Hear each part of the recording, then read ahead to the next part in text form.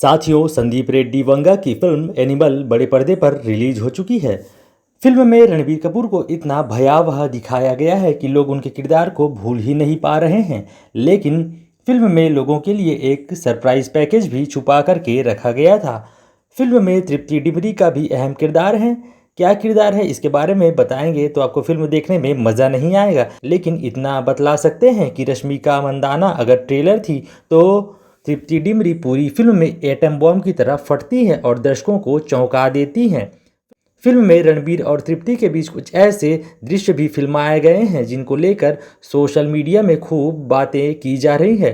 तृप्ति डिमरी को नेटफ्लिक्स की फिल्म बुलबुल से खूब पहचान मिली थी। उस फिल्म में उन्होंने बेजोड़ अभिनय का प्रदर्शन किया था। इसके साथ ही वे पोस्टर बॉयज, लैला मजनू और कला में भी काम कर चुकी हैं। एनिमल के बाद वे विकी कौशल की अगली फिल्म में भी नज़र आने वाली हैं। अगर आपने एनिमल देखा हो तो आपको तृप्ति का काम कैसा लगा हमें कमेंट में बता सकते हैं। वहीं बात करें एनिमल की तो यह बाप बेटे के रिश्ते की कहानी है। फिल्म हिंसा से भरी हुई है और बेहद लंबी है।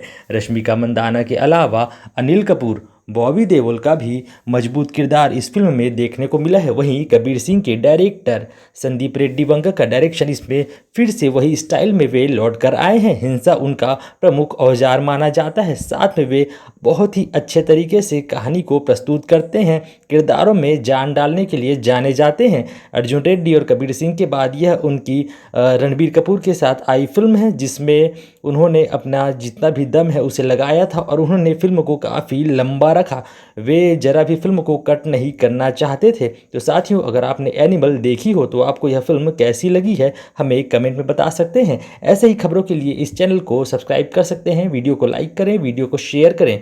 मिलते हैं नेक्स्ट वीडियो में, तब तक के लिए धन्यवाद।